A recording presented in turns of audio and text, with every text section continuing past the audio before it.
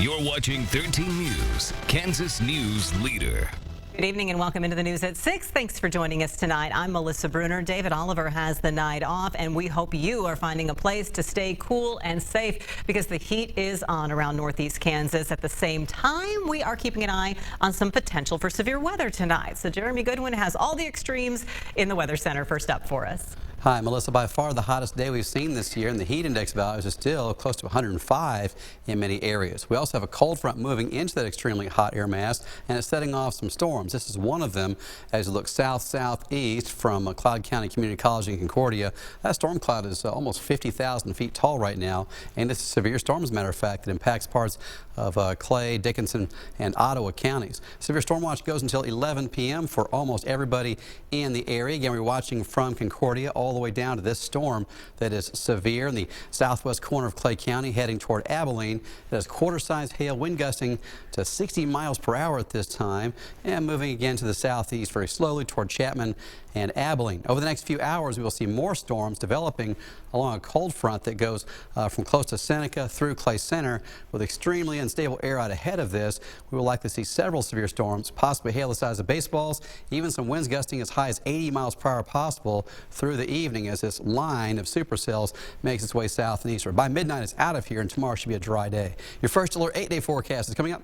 Jeremy, thank you. Kansas Gas Service is proposing an increase to its base rates, and it is up for your feedback tonight. 13's Michaela Kelly is live outside Washburn Tech at the Kansas Corporation Commission's public hearing that is just getting started. Michaela? Melissa, right now I'm outside Washburn Tech's main conference center, where a few members of the public have filed in to ask questions and make comments before the commission regarding the proposal. Back in March, Kansas Gas Service filed an application with KCC requesting a net rate increase in base rates of $58.1 million. In turn, this would affect the portions of a customer's bill that relate to the delivery of natural gas by KGS, including the fixed monthly service charge and delivery charge. If approved, the average monthly residential bill will increase by approximately $6.71 for customers who use less natural gas and $9.48 for those that use more. Tonight's hearing is the first of two this month, with the next being held at Wichita State on Monday. The hearing is currently live on KCC's YouTube channel with no registration required. I'll have more reactions from officials and attendees tonight at 10. Melissa? See what kind of turnout happens. There are a lot of interest. Thank you so much. Shawnee County will not be seeing any new wind turbines anytime soon. Commissioners today voted to ban wind energy projects. 13's Callie Holthouse is here to break down the alternative energy debate. Callie. Yeah, Melissa, this issue has been really salient for Shawnee County residents. We saw that in May when hundreds turned out to speak their piece on alternative energy. Today, again, people made their voices heard, even taking time off work to give public comment to commissioners as they consider the future of wind and solar energy here in Shawnee County. It passes then 2-1. The ban prohibits limited and commercial scale wind energy projects in unincorporated parts of Shawnee County. This is not me asking you to prohibit wind because wind is bad. It's not that alternative energy is bad. It's not that it's not suitable somewhere. This is the proposal for the prohibition of wind in Shawnee County because it is not suitable for Shawnee County. Proponents of the ban highlighted potential unwanted impacts of wind energy. These things are huge, they're massive. They're in their pasture lands, it's destroyed. We know about the fires that can happen. We know about the potential for lightning. Of course, the endangerment for certain birds. Supporters of alternative energy concerned about climate change suggest regulatory action instead. We recommend regulating wind and solar development by protecting specific places and resources throughout the county. Declaring a ban or a moratorium on wind or solar technologies in Shawnee County while other counties already have active installations and regulations makes it look like we do not know what we are doing at the county level. The Planning Commission could just as easily write strict regulations, and this is just one more step backwards in the fight against global climate change. County commissioners also pumped the brakes on solar, approving a year-long pause on those projects. We don't want to rush this process. We want to make sure that whatever regulations we put into place are correct. It passes 3-0. The planning department will take the next year to research and review solar energy, then come back with recommendations to either regulate solar or ban it. These prohibitions do not apply to personal systems, so you can still get those solar panels on your roof and things of that nature. Discussion will continue to follow. Thanks so much, Callie. Ascension Health revealed today what they believe is behind the cyber attack that hampered facility operations across the U.S., including Manhattan and Wamego. Ascension says an employee accidentally downloaded a malicious file on a work computer. The healthcare network says they believe it was, quote, an honest mistake. Ascension continues to recover with the help of a third-party cybersecurity expert, and they say there is no evidence any patient data was taken. Helping address mental health needs often starts with breaking down barriers. Those can include language. Crosswinds in Emporia is working to do just that for their community's Hispanic population. I think that people do want to get help. I see it because people come in all the time. They just don't know how to. Crosswinds Counseling and Wellness in Emporia realized that was especially true for the area's Spanish-speaking community. To address it, they opened their El Centro location at 310 Commercial 3 years ago. It's led by Spanish-speaking therapist Vidi Reyes Correa. The first year was a lot of relationship building, getting out there, letting the community know that we were safe in the services that we provide. Also knocking down those stereotypes that exist within the Hispanic community. Mental health is not something that is talked about very often in the Hispanic community. Vidi says as she gained trust, people started coming through the doors. They find documents and information in Spanish and someone who understands them. That goes beyond just the words they're speaking. Aside from knowing the language, we know the culture. It's not enough to just have that bridge between the languages, but it's also about the culture and understanding practices within the culture. Demand is so great, Crosswinds plans to add a second Spanish-speaking therapist soon with hopes to add a third, but they say there is also a great need just to get bilingual counselors, especially those who want to stay in a rural area. Crosswinds serves 7 counties in east central Kansas. You can find information about them and other mental health resources at wibw.com/hearmeseeme. We have cranked up the heat for the start of June, and while we want kids to head outdoors and be active, we are on your side with reminders to keep them cool and stay safe next. Live, local, experienced. This is 13 News at 6, Kansas News Leader.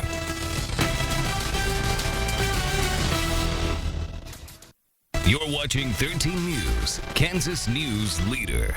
Summer camps are in full swing, keeping kids active and entertained during the hot summer months. 13's Claire Decatur is here tonight with ways to help those camps and how they are helping you keep your kids cool. Claire?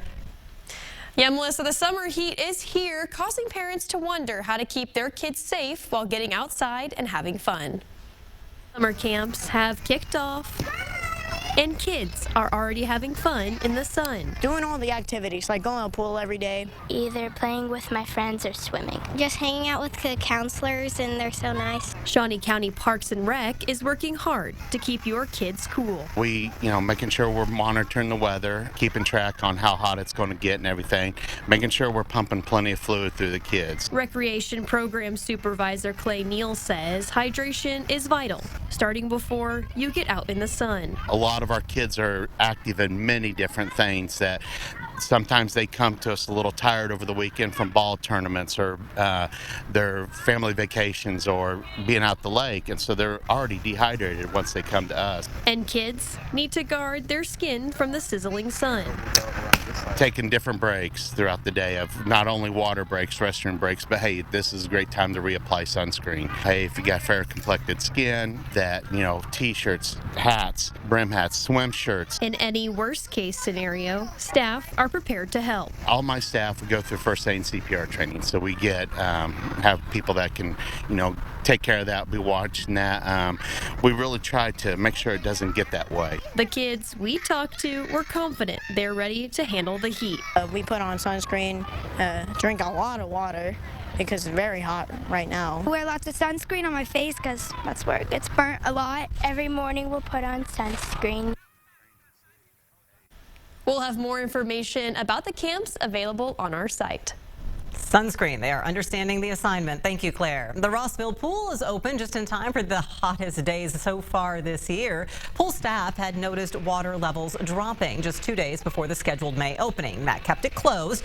Crews then found the source of the leak, did a temporary fix so they could get the water back in, but some areas like the slide and mushroom fountain need more extensive repair, so those are shut off for the season. Families are still excited to have their pool back.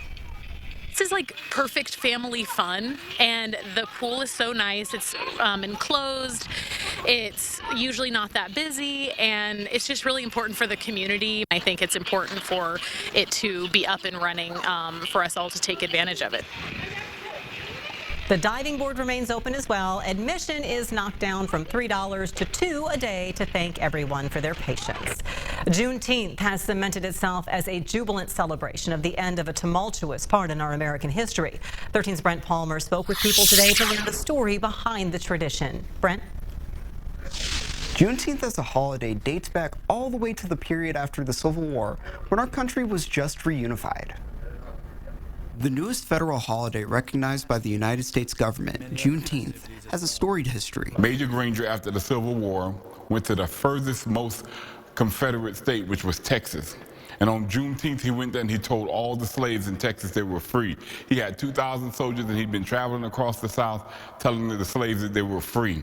As Pitts puts it, Kansas represents the heartbeat of the holiday. It is the point place. As we look around this great state capital, we see John Brown and many other great abolitionists. This free state movement, it started and moved to Kansas and it became an international movement.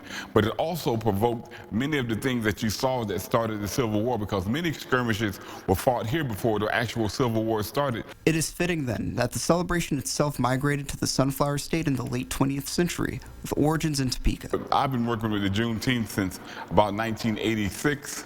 But Mr. Jimmy Bullocks and Miss Shirley Wisham actually started it here in Topeka in the late 70s, early 80s.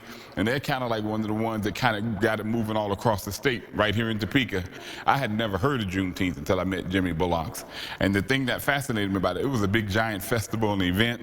They have all these things that you see at Hillcrest. They would have things at Gage Park. And now we have the statewide Juneteenth here at the state capitol. People of all ethnicities and races look back every year at this holiday and reflect on the effort to get to where we are today. There was a lot of blood, sweat, and tears laid out so that they could have those inalienable rights that they take so much of an advantage of right now.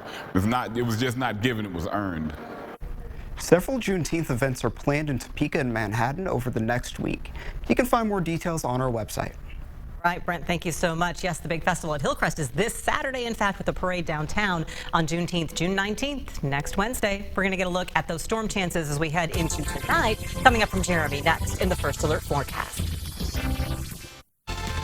This is First Alert weather. All right, the extremely hot temperatures are in place. We also have some severe storms in place right now as well. I don't see anything that's rotating. The risk of tornadoes is very low. The risk of seeing some hail and damaging winds does exist in the next few hours. Topeka is still 97 degrees. Concordia is 99. It was 104 earlier. Concordia is behind a cold front. Cold front moving through, bringing the temperature down a little, and the heat index still 104 right now. 103 is what it feels like in Marysville. And where we have that cold front that's moving into this hot, humid air mass, we're seeing severe storms. That's one of the severe storms right there as you look southeast from Cloud County Community College in Concordia. This is looking toward Clay County, where we have a severe storm with hail about the size of $50, goes up about 50,000 feet in the atmosphere. The weak winds aloft. It's not a really jet stream or strong winds up there, but it's just enough that it's pushing the anvil out to the southeast ahead of the storm. Manhattan, you can see that storm off to the west, dark skies there, and then the view from Council Grove is pretty amazing. The storm's coming kind of toward Council Grove, updraft over here. You can see the canopy of clouds overhead in Council Grove. So a pretty amazing sight, and it's very different depending on where you are on how it looks. Many of us have a severe storm watch going until 11 p.m. Concordia is on the edge of this. Your risk of seeing severe weather is much lower now that the storms are developing south of you. Washington, Republic County, not in the watch, and very little chance of seeing any severe storms that far to the north. We've got a severe storm near Longford right now. Winds up to 60 miles per hour, hail the size of $50. That is drifting toward Chapman and Abilene, and along I-70. So if you're planning to travel west of Junction City on I-70 the next half hour to 45 minutes, that's not a great place to be. Even storm chasers wouldn't go after that because it's not a tornado threat. It is just going to beat up your car with hail and scare the heck out of you if you try to drive through there. So extremely unstable air along and ahead of this cold front. To the northeast, there's more rotation to Iowa, Missouri. You may hear about some tornadoes over there this evening. I don't think we'll see that here, but the risk of seeing very large hail exists along and ahead of this cold front. And also some wind gusts can be as high as 80 miles per hour. Here's 8 p.m. showing the storms in Topeka, over to Junction City, Fort Riley, Abilene probably still in at this point. By 8 or 9 o'clock now we're in Emporia and Osage City. As we close to midnight, the storm chance will move farther out of here. So through the evening between now and 11 p.m., maybe midnight, large hail up to baseball size with some of the stronger storms. Damaging winds could be up to 70 or 80 miles per hour in a few spots. The risk of tornadoes is not zero. It's June in Kansas. You're not going to find me very often in June in Kansas ruling out tornadoes and a severe storm threat, but the risk is low. I can still say that. The jet stream winds aloft are not very strong. Late tonight, the storms move out of here, leaving us a dry Friday and likely to be dry on Father's Day this weekend too. Tomorrow 91, mostly sunny, not as hot, not even close to what we had today. Highs tomorrow again close to 90. Should be a much cooler day, not cool but cooler. 8-day forecast looks this way with a chance of night rain Friday night, not likely severe. Saturday sunny and 91, and the sunshine for Father's Day 93, and summer begins a week from now. All right, we'll beat the heat. We will try to anyway. The Chiefs are getting ready to get some bling tonight. We'll head to the red carpet in Kansas City coming up, and we'll head live to the Round Ball Classic in Lawrence, where Jayhawks are suiting up to raise money for pediatric cancer. This is 13 Sports. Well, it's one of the best nights of the year every year, and tonight it's back. The 16th annual Rock Chalk Round Ball Classic. Jayhawk greats from the past are back in Lawrence tonight to raise money for local families in their fight against pediatric cancer. And the lineups this year do not disappoint in the slightest bit. Grady Dick, fresh off his first year in the NBA, maybe the youngest guy participating tonight. He's going to be leading the blue team. Greg Ostertag is the head coach of the red team. I'm going to name just a few more of the big names that are here tonight. We got Jalen Wilson, Ochai Abaji, Devontae Graham, Sharon Collins, Christian Brown, Aqib Talib, Wayne Simeon. The list goes on. I could keep talking, but I don't think I have time to name all the big guys that are here tonight. But as every year, the best people, biggest stars who are here are the local kids fighting cancer, and they're going to get their big moment coming down the court with their families. Everyone's going to be on their feet cheering for them. It's going to be the best part of the night, like it is every single year, and you'll see that moment and tons of other highlights from the game. It's going to be action-packed as always. We'll have that later for you tonight at 10, but that's going to do it for me here for now. There's some stuff going on in Kansas City tonight. I hear the Chiefs are getting their rings. Vince Leveragine out in KC. How's it going out there? Well, hey, Katie, thanks so much. Hopefully you're enjoying the Round Ball Classic. It is very hot out here in Kansas City.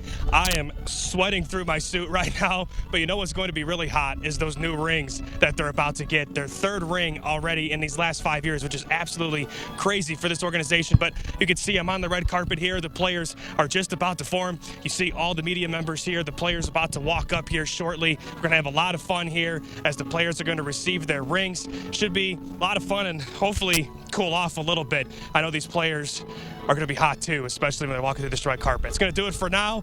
Hopefully have a lot of fun here for the Chiefs red carpet at the Nelson Atkins Museum of Art. It's going to do it for now. We'll be right back. This is First Alert Weather. We have a few severe storm warnings in place right now. Clay County, Dickinson County in these, and I do expect to see storms filling in from around Clay Center up to Hiawatha during the next hour. Very likely to see a line of storms filling in this gap that currently exists. I can already see on a couple of tower cameras there are storms developing, not quite mature yet, but developing in southern Brown County. So the next few hours, likely to see quite a few severe storm warnings. This will end around midnight, and tomorrow looks dry. Melissa. For that. Well, here's some good news. The Gage Park mini train is back on track after some needed repairs this morning. Shawnee County Parks and Rec put on social media the train was down yesterday because of a mechanical issue. Chance Amusement, the company that sold the train, came up from Wichita to make the repairs today. They had a shorted wire. The train started operating last March in place of the old mini train, which had a 55-year run and was retired at the end of 2022. So faulty wire, all fixed up, and now the train is back on track. We hope you will stay tuned for Wheel of Fortune. It's coming up next for you. Remember, we will have any of those severe weather updates as they happen on air. We'll be live streaming here in about 45 minutes or so, and also here on WIBW.com if needed. Have a great night, everyone. Stay safe. Get the latest news, weather, and sports at WIBW.com or follow WIBW on X, Facebook, and our mobile app. Thank you for making 13 News the most watched evening newscast.